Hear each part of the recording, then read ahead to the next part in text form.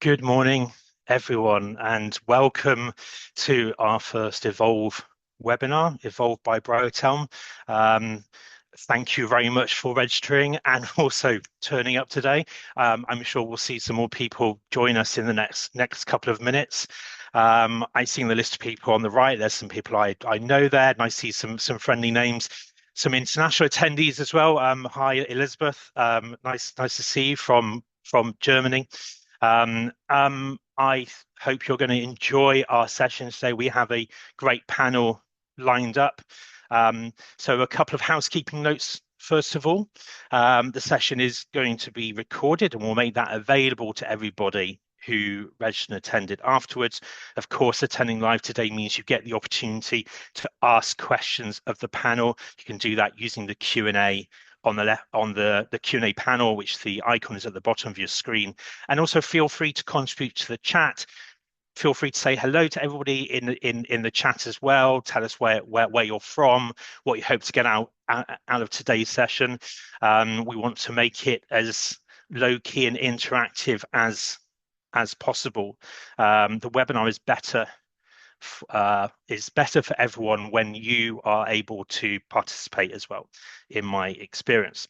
So the rationale for the session today, we talk about evaluation a lot. Most of us probably send out post-event evaluations to our delegates, but there's so much more we can be doing to measure, to help prove the value of the events, prove engagement or measure engagement, measure delegate sentiment, measure our carbon consumption, measure our food waste, which can when all brought together can really help us improve our event programs. So we've got a panel of experts with us today who I'll introduce you to shortly. But firstly, we have a quick poll with 2 questions on, and Jed is my event manager in helping us out in the background today. Jed, if you could launch the poll, please. There's two very simple questions there. First is multiple choice, just an idea of what aspects of event management, sorry, I've only had one coffee so far. What aspects of event management, event measurement, oh, I'll start that again. What aspects of events measurement are you currently engaging with in your events? And there's 6 options there. Choose as many as is relevant. And the second is more of an open question. What is your biggest measurement challenge at the moment? So that poll will stay open as we go through the introductions to the speakers, and we'll review that just after we finish that introduction. So on to our speakers. Now, at this point, I was going to introduce Matt Gray, who's CEO at Event Decision.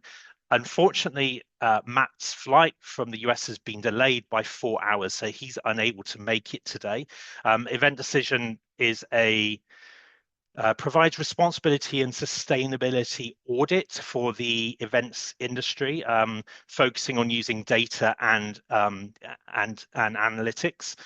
So what we're going to do is any questions related that we can't answer relating to either sustainability or corporate responsibility, we will park, and I'm going to have a video call with Matt later, which we'll record. And then we'll tag that on to the end of the video. So that's a great incentive for you to watch the video when it comes out. So that will follow. So sorry about that. But moving on to our other 2 speakers. So I'd like to welcome Suzanne to the stage. Good morning, Suzanne. Good morning, everybody. So Suzanne, you are head of research at Explory, which is an event industry specific feedback, measurement and analysis technology platform, together with running consultancy and you're a research agency as well. You're originally from the Netherlands. You have a master's in sociological research, and you've had a very strong career in research, including time with Mintel and Winmark, which is a community for C-suite leaders. Thanks so much for joining us today. Thank you for having me, Rob. So in your career in research, what are the most common mistakes you see from people starting their data analysis journey? One of the most common mistakes that you see happen quite a lot is where people who are at the start of their journey jump right in without taking a moment on the onset to think about what it is that they're looking to achieve.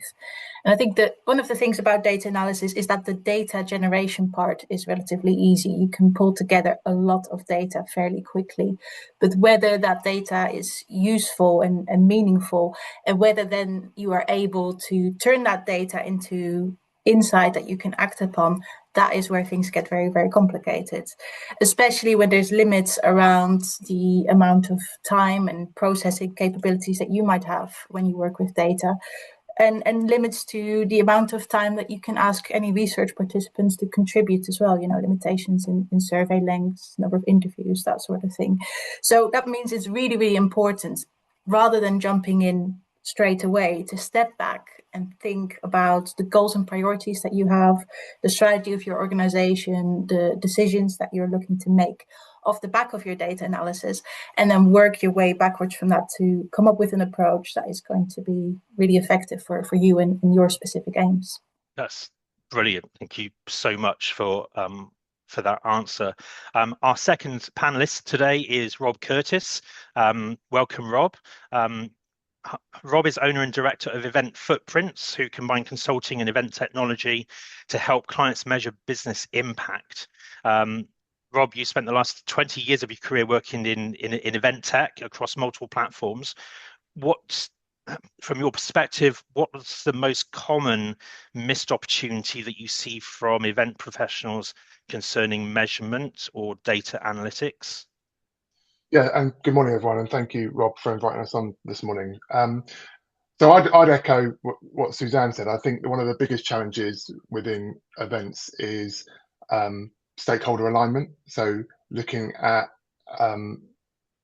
what data is important for each of those stakeholders, and actually defining a measurement charter that appeases all the relevant stakeholders in that process, be it from event operations, event marketing, and ultimately those the growth opportunities from events. And I think getting all those people in a room and thrashing it out and discussing it, also an understanding of what data is available. We know that many people have traditionally looked at attendance rates and survey completions, but actually, as event tech has evolved and become more innovative, there is so much more data available to us as event planners, and it's just knowing what to do with it. That's brilliant feedback. Thank you. And I think one of the things which we notice as independent organizers is the evaluation. The question of evaluation a lot of the time doesn't come up until very near to when the event happens, and that more often than not, that's too late, because sometimes you want to be able to measure, for example, outcomes. You want to be able to measure the transformation which a delegate goes through in attending an event, or from a sponsorship perspective, you want to be able to tell your sponsor what their ROI is. So you need to start counting their logo impressions from the very beginning. So it's really important, I think, to get everyone together at the beginning before you start delivering, to really understand what outcomes you want to measure. We're now just going to review the poll. So let's have a quick look. Panelists, if you can't see that, just click the polls and quizzes tab icon on the bottom of the screen, and the poll results should pop up. So the first question was, what aspects of event measurement are you currently engaging with? So the most popular was attendee sentiment, so 88% of respondents. So we had 25% of people, 25 people responded, which is a very good number. So we have Yeah, 22 said attendee sentiment. I guess that's post-event feedback.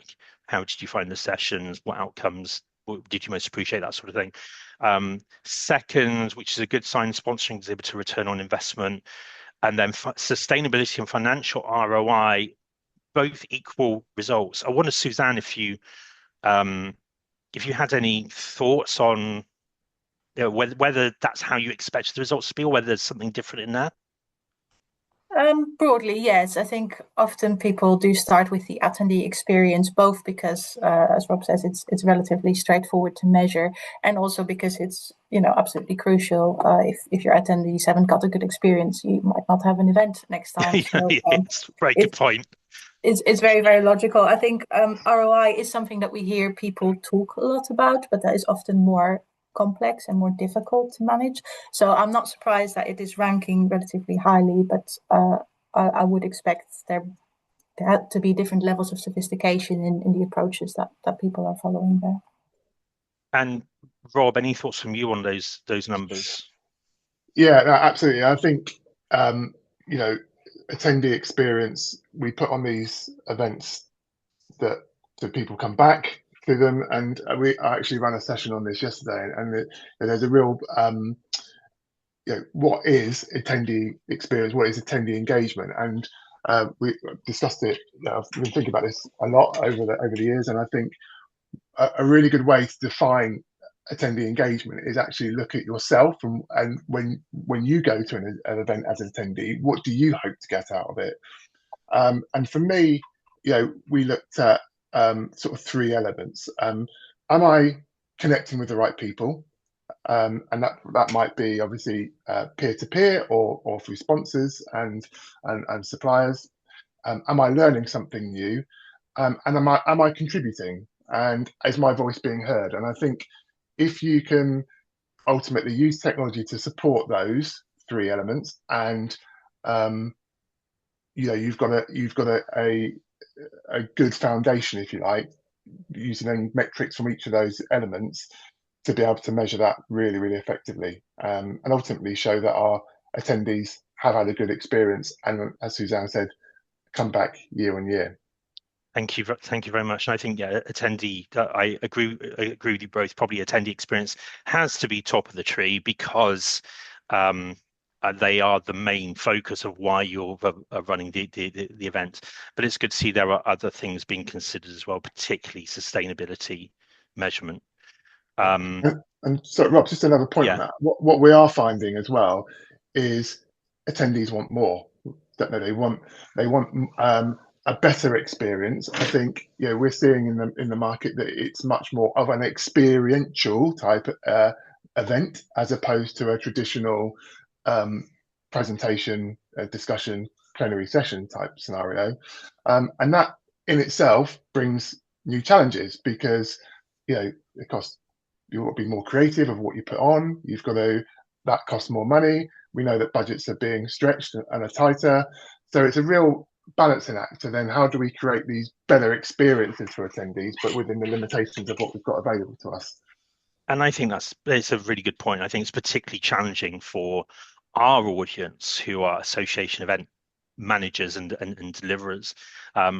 Some people in the session will be very advanced with the evolution of their events and changing their event programs to really to deliver a more experiential approach to delegates. Some people may really be stuck with the annual conference model. And we're seeing, in terms of trends, we're seeing a lot of big traditional annual conference events so starting to struggle for attendance and starting to struggle in terms of ticket sales, because I don't think people are willing to just go to an annual conference anymore. I don't think it's enough just to say it's X association's annual conference. It's the place to be. It's got to be something else. It's got to be worth it in terms of time. It's got to be worth it in terms of money and outcomes. Suzanne, like you're just about to. Yeah, I like to add to that because I do agree. Obviously, the sentiment itself is important. Do people enjoy the experience? Do they get value from it?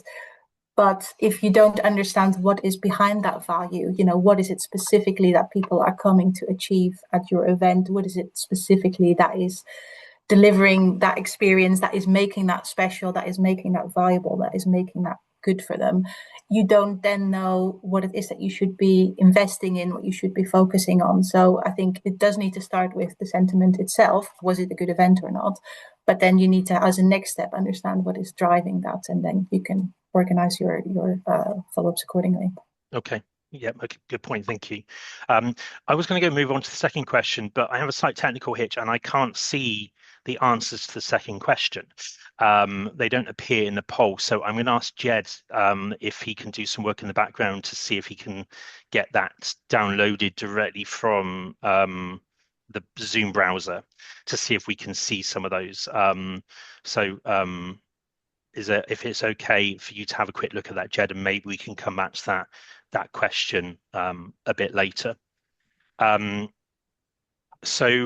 Just remind everybody, if you do have any burning questions you have for the panel, please submit them using the Q&A.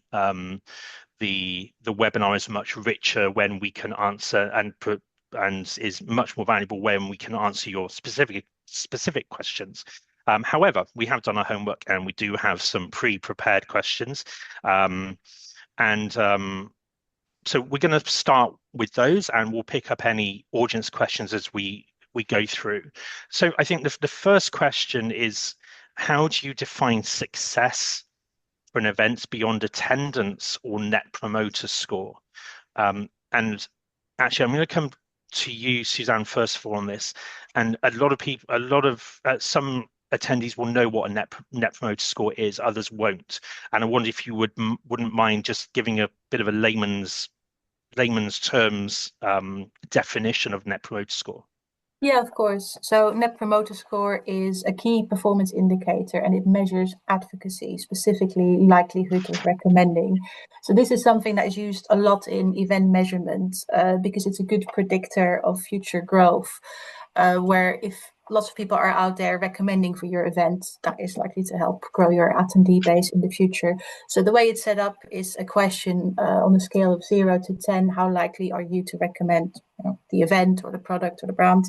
And then people are categorized into 3 different groups. So those who give a 9 or a 10 are extremely likely to recommend. They are your promoters. So they're the people who are going to be banging the drum, persuading others to come as well. The middle groups are those who give 7s or 8s. They're passives. So while they are moderately positive, they're not very likely to go around, talking to others about their experience. And then you've got a group called detractors who score a 0 to 6 on their likelihood of recommending. And they are actually the people who might say negative things and who are going to detract from your brand and from your event. So NPS is then calculated by taking the share of promoters, those who score 9 or 10, and deducting the share of detractors, so those who score 0 to 6. So say your event has got a post-event feedback survey, 50% of people are promoters, 20% are detractors. That gives you a net promoter score of plus 30. So the most positive score you could get is everybody's a promoter is plus 100. The worst score you could get if everybody's a detractor is minus 100. We do see quite different net promoter scores in different industries and with different audience types, which is why we tend to use benchmarks to give a bit of insight as to whether an event has got a good net promoter score or not, and put that into context. So net promoter score can that was very interesting. Something I've just learned actually. What I'm hearing is that if you compare net promoter score from one event to another, which is unrelated, say for example, it is like comparing apples and pears in that it's not really comparable. There's many more things that there's kind of almost a industry. What I'm hearing is almost an industry benchmark or event type benchmark for NPS. Yeah, absolutely. So we specialize in post-event feedback surveys, and we've done literally thousands of them over the years. And the way we split our benchmarks is we've got one for business-to-business events, a different one for business-to-consumer events, because obviously relationship and that experience is very different. you also would have a different benchmark for sponsors and exhibitors versus delegates or, normal attendees, because again, they come to the event with a different expectation. They've got a different relationship. Maybe the financials are different and playing a role. So yes, I would expect to see different benchmarks for all those different events types. And then if you can, having more granular benchmarks by region or by sector or other sort of subgroups within that could be beneficial as well. Obviously, you always need to have a sufficient number of events in a benchmark to make it meaningful and robust, and that can be a challenge. But yes, the more you can compare like for like, the more meaningful those kind of scores to become. Okay, thank you. That's interesting. I love learnings, and it's great. I always learn something new from our panels, which is fantastic. And Rob, in terms of for you, how do you help clients define success in measurement? Yeah, so there is, there's traditionally it's said it's the attendance rates and the survey completions, and as Suzanne said, there's organisations like Explory that can help you enrich that data and collect more sort of benchmarking data. For us, because we're focused on the event technology sort of ecosystem and how organisations are utilising those tools, we look at metrics across the whole event lifecycle. So we've sort of identified 4 pillars of metrics and how we can extrapolate that to measure impact of that 4 phases of the event lifecycle. So we look at how we capturing the right people to our event. So looking at the registrations and being able to report on that sort of reach and acquisition element. Getting the right people to the event is very important for both attendees and sponsors. We then look at the data around that supports the operational and logistical running of the event. We then move to the on-site experience, which we sort of already touched upon around how the technology can be used to support and measure against the engagement and experience. And as part of that, obviously surveys are a part of the data collection that we look in that area. And then the final pillar is around impact and ROI. And the golden chalice is obviously then looking at how we can sort of incorporate data from the event tech platforms into perhaps our sales and MarTech systems to see actually is there been a financial benefit for our organizations as a result of this activation.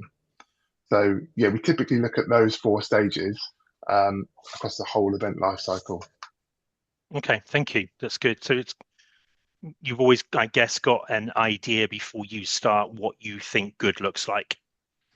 Yeah, absolutely. And the challenge that we found, that we've tried to set up to overcome is that there's, organizations are utilizing different tech platforms for different components. So they might be using one registration provider, they might be using a badging or a scanning tool, they might be using Slido or Poll Everywhere, like a polling Q&A platform.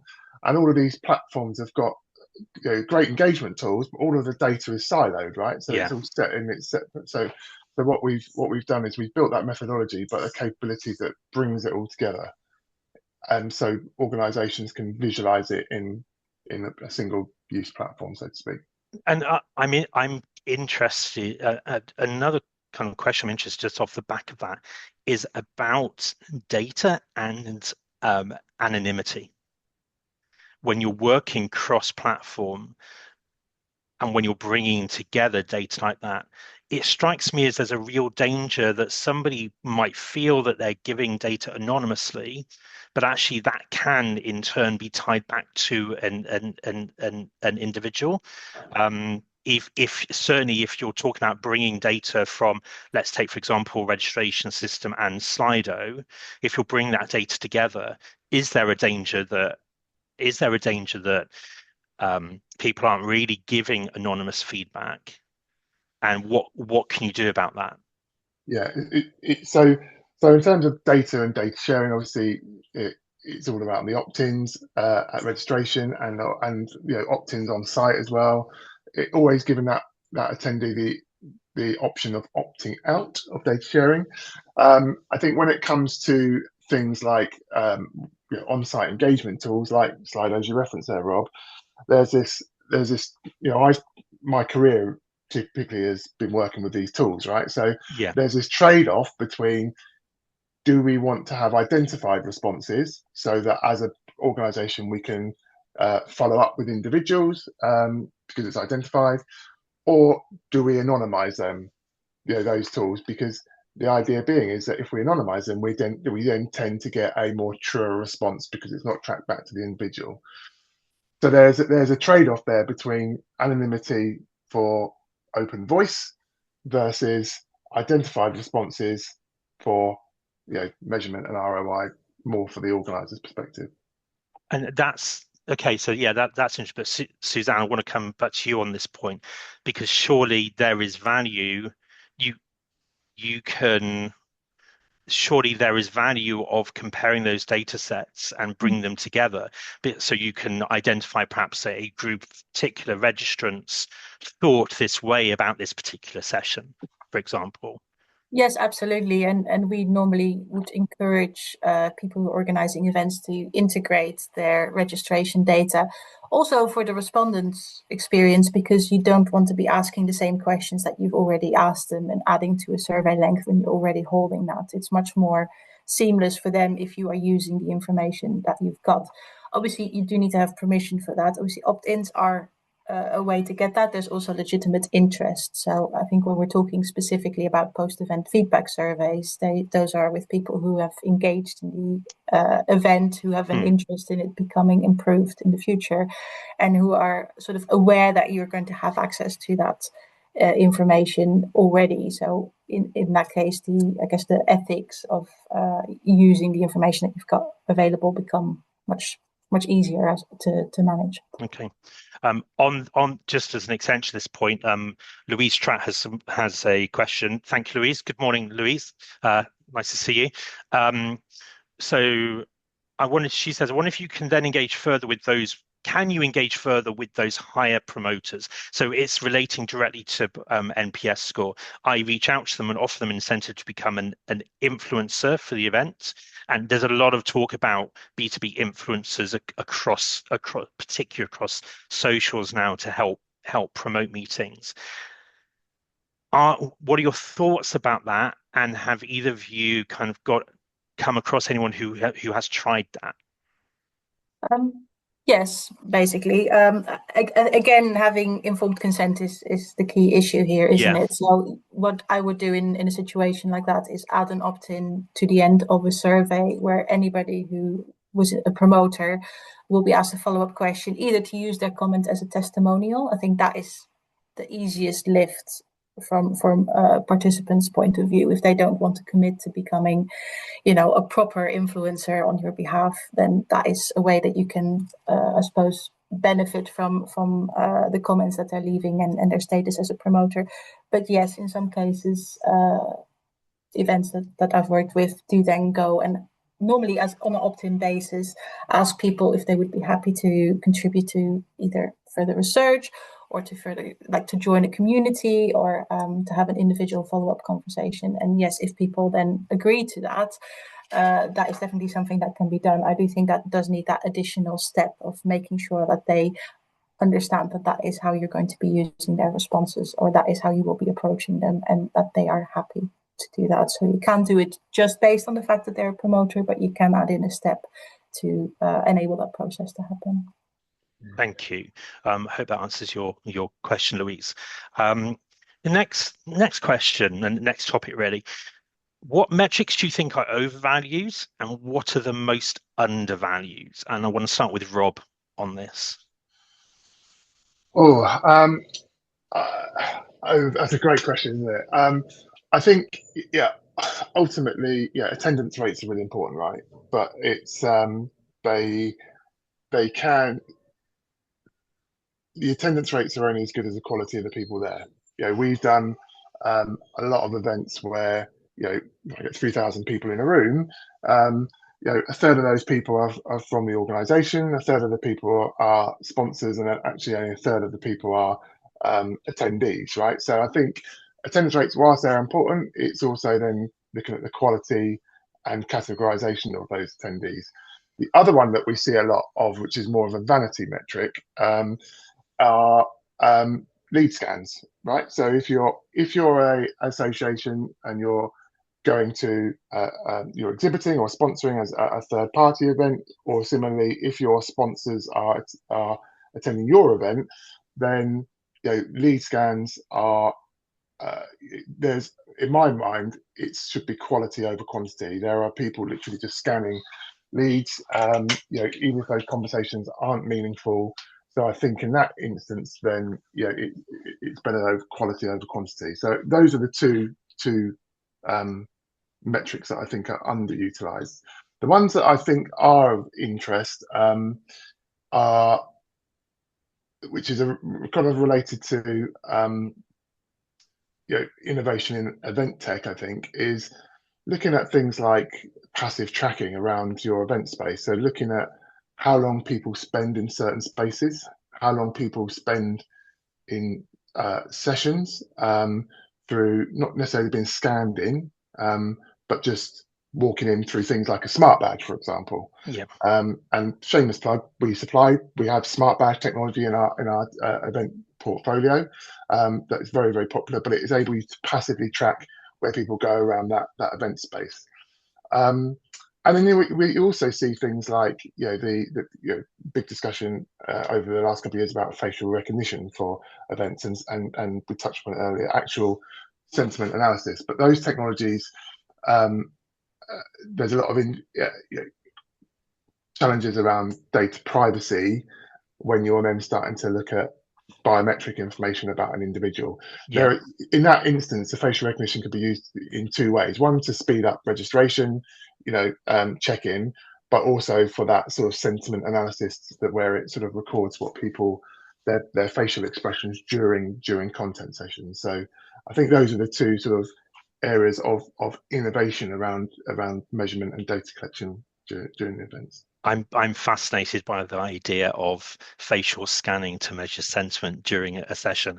Once had a conversation with a corporate head of events in Germany about a great way of measuring the success of a particular session was from Wi-Fi usage. So measuring the usage of the node or the nodes in the room, and seeing how quickly usage of the Wi-Fi went up during a session. It's an inverse correlation to the meaning. I think it's an inverse correlation to the quality and engagement level of the session. The higher the internet use, the lower the engagement rate, which is a fascinating way of measuring. Suzanne, what about you? Under and overvalued metrics?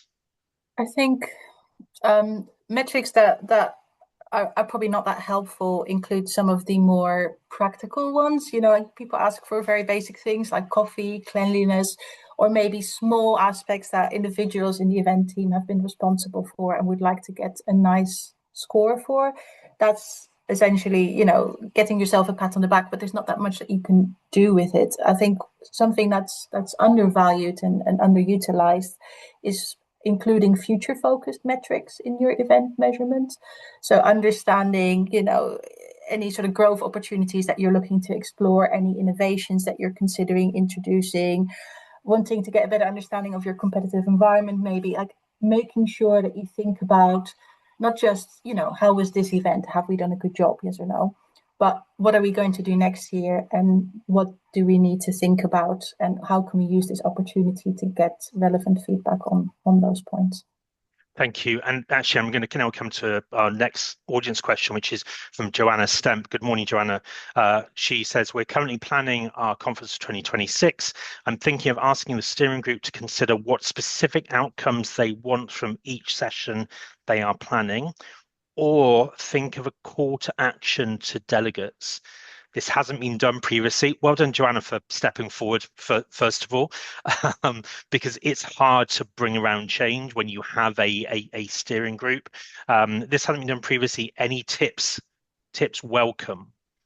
So Suzanne, to you first. Yes, it's a very, very good question. It is easy to get stuck in the so what. I think, especially for a steering group, trying to understand what they see as, again, the growth opportunities, what they see as the risks, what they see as the key issues that you guys will need to tackle. If that isn't clear yet, then I guess that the first outcome of the steering group should be to make those goals clear. If you have got those goals identified and agreed upon, then I guess making sure that the sessions that you've got with them are focused on those specific issues would be a very good starting point, I think. Does that answer the question, Joanna, or is there another aspect of that you wanted to understand? Okay, we'll wait to see if Joanna comes back with anything supplementary on that. And Rob, anything to add on that question? Yeah, I think it's a brilliant concept, and I think one thing that we do and help brands with is building a measurement charter. And we talked at the start about all these different stakeholders, in this case steering group, actually working out what do they want from the event, and we do it more holistically as an event as a whole, as opposed to by individual session per se. But that measurement charter is almost like a framework of what we've agreed in our business that we're going to measure the impact from. We've not done it individually by session, but it's done probably more as an event holistically over the whole event life cycle. Okay, thank you. And I think one point I'd make, Joanna, and it's a bit semantic, but the way you might have already thought you might mean something else, but actually you really consider what specific outcomes they want from each session they are planning. And I would encourage you, that's perhaps not the question to ask. That a better question might be to ask what they want the delegates specific outcomes to be from a session, and that will help a steering group to have a frame of reference. They're not talking about what they want to achieve, because often I've seen it before, steering groups get very, very excited by suggesting themselves for panel speakers, or to lead a particular session, or their best mate, or someone who's got the latest in science or trends. But actually, it's very easy in that instance to lose the focus of the session, and the session should always, in my opinion, be designed for the attendees, and what we want the delegates to achieve. Rachel Kudlik, good morning, Rachel, has made a very important point. Facial scanning is potentially ableist, and Wi-Fi usage is a very good point. I hadn't considered this. It could be going up because people are excited sharing knowledge on social media. I think that's a very positive take on that, Rachel. My experience is perhaps, I think, particularly in the UK, and actually particularly in the events industry, there can be a lot of criticism. And unfortunately, we're more likely to see criticism on socials in a particular session as opposed to positive reinforcement or positive shares. It's really interesting to watch. We're going to go to another question now, and something you touched on, Rob, which is about ROI for exhibitors and sponsors. Has anyone cracked ROI for exhibitors and sponsors at events, do you think? I think there's as we all know, sponsors are incredibly important to support and commercialize and monetize our events. And how do we, there are a lot of organizations that will produce reports for them based on their experience, and that might be, we talked a little bit about lead scans, the quality of the lead scans, looking at the brand exposure across the whole event life cycle, looking at if as part of their sponsorship deal, if they've got sessions booked, and how people are attendees are engaging in those sessions. Also, that looking at how their booth has performed as well. From there's technology out there now which can, again, using Wi-Fi we touched upon, but triangulating Wi-Fi signals to look at how many people have entered the booth. If not necessarily a tabletop stand, but more of a larger size booth, and then you can look at did our stand perform properly, and then did our sales team perform properly? But I think one of the tech is only as good as the people using it, right? So there is a big element of sales enablement. So we're starting to see a lot of brands who have a sponsorship component, not only providing the tech, but providing consultancy up front in how our sales teams can optimize their activation at our event. Okay, thanks very much. We will come back to the panel very shortly with one more question. We've got 5 minutes left, so I just want to share some information with the audience. Jed, if we could have the slides back on, please. So the first thing I got asked this week, what Evolve is. So Evolve, we've effectively in the middle of creating a new community for those who are involved who work in membership organizations involved in the delivery of events across all career levels. That might be someone who's got their first week in the job through to a head of events who's been doing the job for 15 years to provide value and to provide connection. Over the next 12 months, we'll be running 12 events. This is the first. We've got 8 webinars, 2 live meetings, 2 socials, and future options for membership, with a pin, of course. Everyone loves a pin. Online engagement, mentorship programs, jobs, and really just bringing around a greater sense of community. I recognize that many event professionals in membership organizations feel like they work in silos.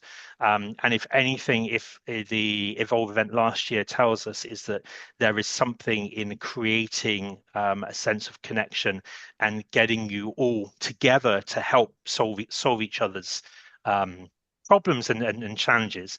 Next slide, please. So there are 3 more events coming up. So 21st of August, we've got another webinar, which is about how selecting a destination before venue can help you return better value from your events. We've got a great panel lined up for that.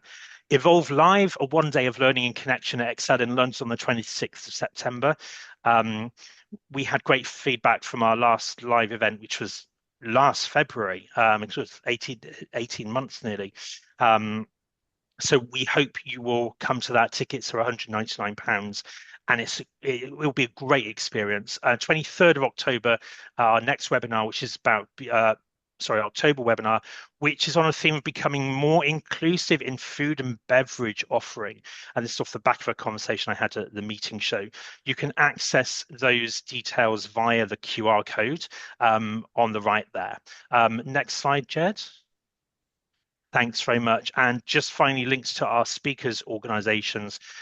We can't do this without the generous time of our speakers. So please do support their organizations, connect with them on LinkedIn, and do some work and find out a bit more about what they do. Perhaps some of you will use some of them one day.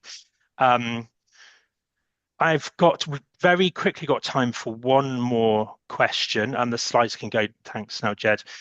So we ran an in-person event this year when previously it's always been a virtual global conference. Whilst the event made a small loss financially, the social media feedback, attendee sentiment, and attendee NPS is currently the highest of all our events this year. How can you justify financial loss in year 1 against sentiment to ensure the event runs in future years and continues to build? So we've got 2 minutes left. So Suzanne, a response in 30 seconds, and the same to you, Rob.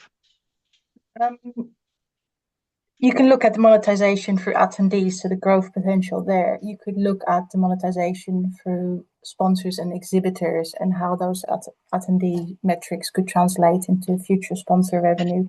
And depending on, I guess, what your objectives are as an organization, there could be a wider impact on member satisfaction, engagement, and retention that would also justify that cost. But without knowing the specifics, it's hard to comment further.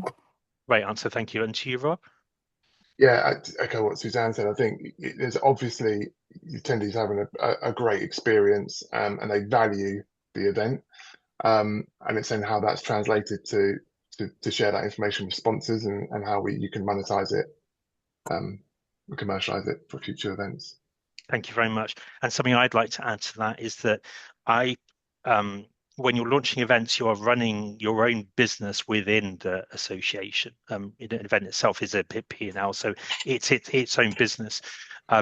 we shouldn't be launching businesses with a view of delivering on 1 year. Your business plan should always reflect, in my opinion, a minimum three-year, and identifying what success is before you start.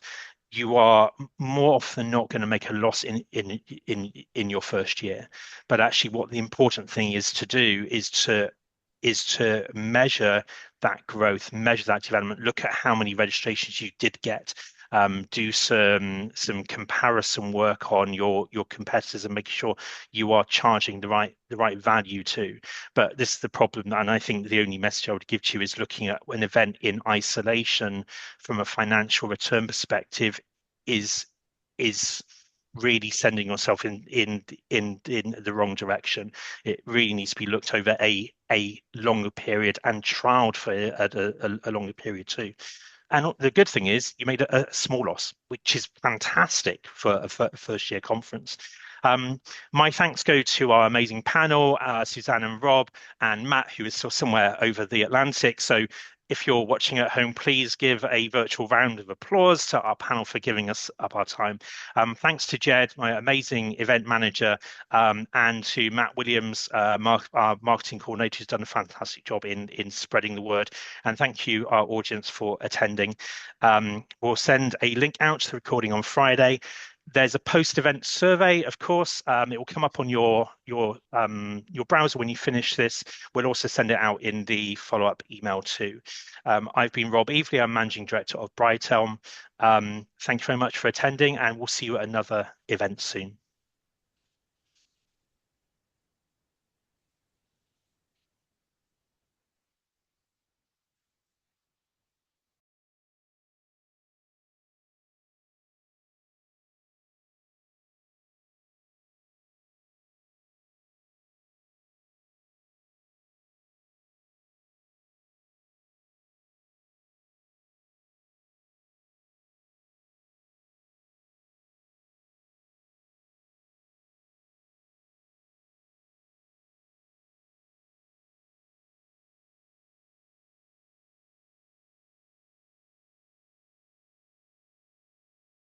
Hello, everybody. I'm with Matt Gray. Matt is CEO at Event Decision, which provides responsibility and sustainability audit and advisory to event teams globally.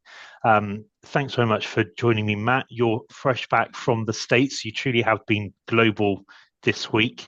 Sorry we weren't able to attend the webinar yesterday, but I'm really pleased that we're able to just tag this bit onto the end because sustainability and the topic of responsibility and sustainability in events is such an important question that many event stakeholders have, and they just don't know where to start.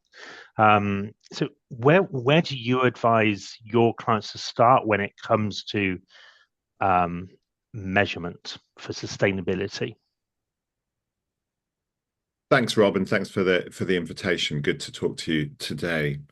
Yes, responsibility and sustainability were words that probably you and I and many others didn't use particularly heavily 5 to 10 years ago, so pretty recently. And they are now key words in most RFPs and certainly in the delivery scopes for events, association events, large and small. It's an interesting category because there are huge elements within events that people can control very intimately, and other areas within events that perhaps planners and organizers have very little control with. And then you couple that with the fact that being called out, or the fear of being called out, or perceived as being unsustainable, however you define that, is almost the cardinal sin. It's very hard for people to make sure that they are seen to be delivering responsibly and or sustainably, with such a huge range of factors and a unique and large supply chain. That it's a tricky subject, as you mentioned, and hence the plethora of of providers that have sprung up in like 3, 4, maybe 5 years to help you deliver more sustainably. Where to start? Gosh, try not to be paralyzed by inaction, by not knowing where to start. There's great news is that our whole sector globally is now reporting better performance than we were only 12 months ago. Marginally, 2 points over 12 months, but the momentum and the talk is gaining traction. And in terms of a starting point, well, there's two really from Event Decisions perspective, our perspective, and we're working with a huge number of agencies and brands and a good number of associations on global and regional meetings now, and two ways to look at how sustainably or responsibly you want to deliver your event. And the first one is looking at the carbon footprint. It's a well-known metric. Yeah.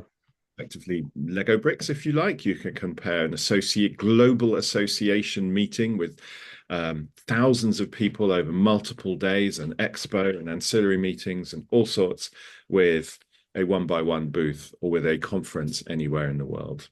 And the carbon footprint of your event will absolutely show you where the heavier elements lie. So it's really easy to start to understand where the real environmental impacts of your event sit. And it will be no surprise to anyone watching or listening to this that the majority of those carbon emissions lie within getting your people to the event and back. And referring to what we said just now, that's one of the hardest pieces to control. Yeah. One of the easiest pieces within the puzzle to influence. And there are tools out there. Welcome to look at Event Decision to see how you can try to influence that factor within the carbon footprint. And that's really interesting as well, because as an association event organizer, you have less control over than a corporate organizer on how people travel to your event. As a corporate organizer, everybody works for the company, so there's certain mileage, if you excuse the pun, of actually mandating how people can and cannot travel to an event. For an association, they don't have that level of control, so they can only influence, but influence they still can. I'm very interested in, we're a little short time, so I just want to float an idea with you, which I've been discussing a couple of times recently, and that is in terms of we perhaps need to be thinking past sustainability in the not too distant future, not to overwhelm people, but think past sustainability and think about overall value of a meeting. I truly believe that the future of meetings is under threat at the moment, not just from budgetary cuts, but also sustainability. We will start to question, and our employers will start to question, well, is that really a valuable event for you to go to? So I'm interested in this idea of maybe think about measuring the true value of an event, not just from a sustainability perspective or an objectives or learning objectives perspective, but actually the good it does to the value that provides to humanity as a whole, and trying to find a balance, I guess. And I wondered if you had any thoughts on that. Absolutely. And actually, the events industry has, I hate to use the word pivot, it wasn't a great time when we all last pivoted. Has pivoted, or that is going on right now in the move from just purely looking at event-related carbon, which tends to be a negative, but not negative, but less engaging metric of we can't do this, we want to do that, we should reduce, take back type words. Yeah. If you look at sustainability from an ESG framework, E is the environmental and the carbon, the S is the social part, where events are perfectly positioned brilliantly positioned to deliver social value, both to the locale where the or the destination where the event is being hosted, but also via supply chain. The two are intrinsically linked, but you can now quantify the social value that your event, and a number of associations are doing this in 2024 and 2025, to quantify the social value the delivery of your event actually delivers. And it's a massively engaging metric, because, as you say, it involves human value, real people. And whether it's in terms of financial investment directly into the local area where you're hosting your event, or whether it's through your supply chain in using local suppliers, or suppliers who are potentially have charitable aims or social enterprise engagement.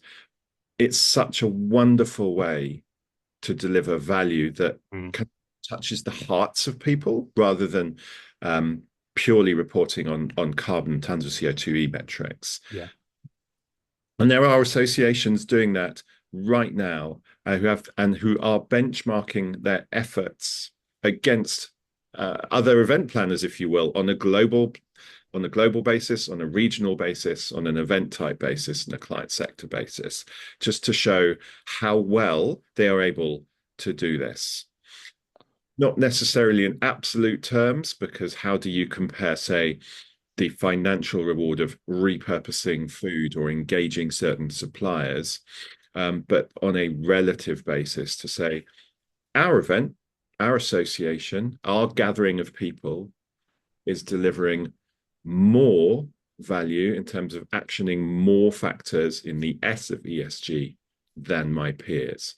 And that's a really engaging and rewarding way for event planners to actually get some wonderful feeling by delivering some really good value. And that's what actually Event Decision has not pivoted. It is an additional service that we're able to provide a really large number now of event planners, in terms of demonstrating internally to their bosses, but externally to their audiences. Everybody likes to attend an event that is demonstrating really good practice. Yeah. To actually show your stakeholders, internal and external, how good a job you're doing. Matt, that's been wonderful to catch up. Thank you so much for giving us the opportunity to catch up. We'll add this to the end of the recording, and if any of the viewers want to get in touch with Matt, the website is on the slide at the end of the original recording. Thanks very much, Matt.